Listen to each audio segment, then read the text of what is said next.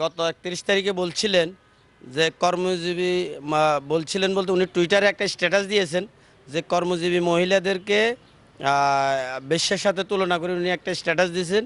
তা নিয়ে আসলে দেশবাসী খুবই দুঃখ পাইছে। তো যে জিনিসটা হলো আসলে আমাদের ওই বাংলা কবির ভাষায় বলা হয়, পৃথিবীতে যা কিছু কল্যাণকর অর্ধেক তার করিয়েছে নারী, অর্ধেক তার নর। তো আসলে কোনো অংশে আপনি নারীদেরকে ছোট করে, নারীদেরকে খাটো করে আপনার যে আপনার দেশ চালানো না, আপনাকে যে আপনি বেঁচে থাকা এটা সম্ভব না। পৃথিবীর আমরা যখন বেঁচে থাকার জন্য আমরা লড়াই করছি, পৃথিবীতে বেঁচে থাকার জন্য সামনে আগাচ্ছি, কিন্তু সবসময় আমাদের পাশে নারীরা থাকে। আপনার প্রথম আমি ইসলামের দৃষ্টিতে বলি, ইসলামে নারীদেরকে সর্বোচ্চ মর্যাদা দিয়েছে। আপনার আল্লাহর কোরআনে যখন কাকে সবচেয়ে বেশি খেদমত করা লাগবে, কার দোয়া সবচেয়ে বেশি লাগবে, সবচেয়ে বেশি মাকে প্রাধান্য দিয়ে দেওয়া হয়েছে। তো সুতরাং নারী শব্দটার অর্থ মা, বোন ইত্যাদি।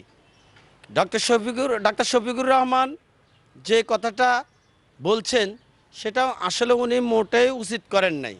কারণ উনি একজন নারীর গর্ভে জন্মগ্রহণ করছেন, উনার মেয়ে আছে, উনার ওয়াইফ আছে। কর্মজীবী বলতে আমরা যারা কর্ম করে জীবন নির্বাহ করি একে কর্মজীবী বলে। আমার মা গৃহিণী ছিলেন, আমার মা ভাত রান্না করে আমাদেরকে খাওয়াইছে, এটা তার কর্ম, উনি একজন কর্মজীবী। ডাক্তার শফিকুর রহমানের বউ উনাকে রান্না করে খাওয়ায়, উনার মা উনাকে রান্না করে খাওয়াইছে, লালন পালন করছে।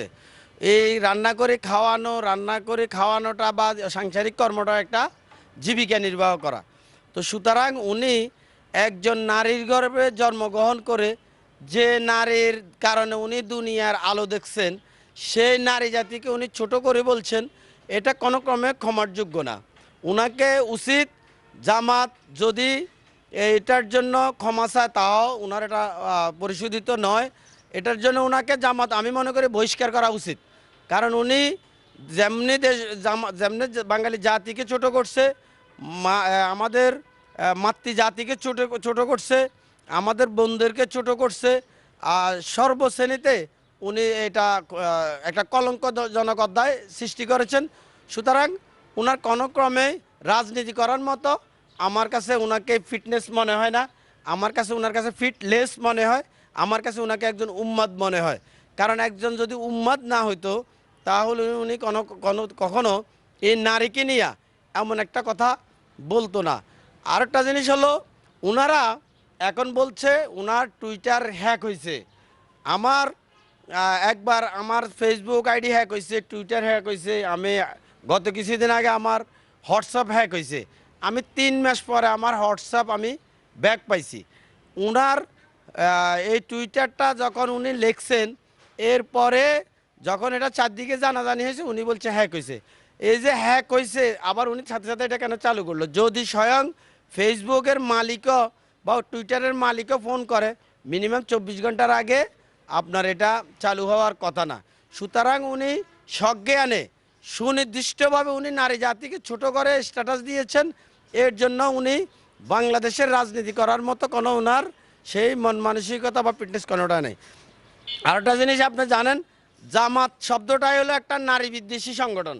কারণ 1971 সালে মহান মুক্তিযুদ্ধের সময় এরা এই মাদেরকে, এই নারী জাতিকে পাকিস্তানিদের হাতে তুলে দিয়েছিল। এই আমাদের দেশের 30,000 মা বোনদের ইজ্জতের বিনিময়ে বাংলাদেশের স্বাধীনতা লাভ করছে।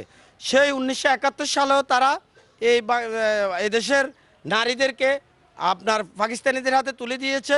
সেই জামাতের সেই নেশার থেকে এরা বাইরে আসতে পারে নাই, কখনো আসতে পারবে না। আমরা এর জন্য তীব্র নিন্দা এবং ঘৃণা জানাই। সাথে সাথে আমি মনে করি বাঙালি বাংলাদেশের ইতিহাসে বা যে কোনো দেশের ইতিহাসে আপনি যদি স্বাধীনতা সার্বভৌমত্বর বিরুদ্ধে থাকেন, 1971 সালের এরা স্বাধীনতা বিরোধী ছিল, সার্বভৌমত্বের বিরোধী ছিল, এরা বাংলাদেশে রাজনীতি করার মতো এদের আর কোনো অধিকার নাই। আপনার যে 1971 সালের প্রশ্নে জামাতের আমির ডাক্তার শফিকুর রহমান জাতির কাছে ক্ষমা চেয়েছেন।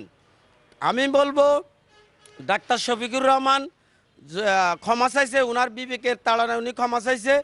কিন্তু এখানে বড় ধরনের প্রশ্নটা হলো ওনারা যে মানবতা বিরোধী অপরাধের কারণে ওনাদের কিছু নেতা যেমন মতিউর রহমান নিজামী, কামরুজ্জামান, কাদের মোল্লা সহ ওনাদের এবং কিছু নেতার যাবজ্জীবন কারাদণ্ড হয়েছে, যেমন দেলোয়ার হোসেন সাইদি, আপনাদের গোলাম আজম, এরা যাদের যে সেই সময় মানবতা বিরোধী অপরাধের কারণে তাদের রায় হয়েছিল, আজকে ডাক্তার শফিকুর রহমান সেটা প্রমাণ করে দিয়েছে যে তারা অপরাধী ছিল। কারণ তারা উনি বলছেন উনি ৭১-এর প্রশ্নে জাতির কাছে ক্ষমা চেয়েছেন। তার অর্থ হলো এই যে মানবতা বিরোধী অপরাধের দায়ে তাদের কারো মৃত্যুদণ্ড হয়েছে, কারো যাবজ্জীবন হয়েছে, এটার যে সত্য, ওরা তখন বলছে যে না এটা সত্য না, যথোপযুক্ত রায় হয় নাই, তাদেরকে মিথ্যা রায়ে ফাঁসানো হয়েছে।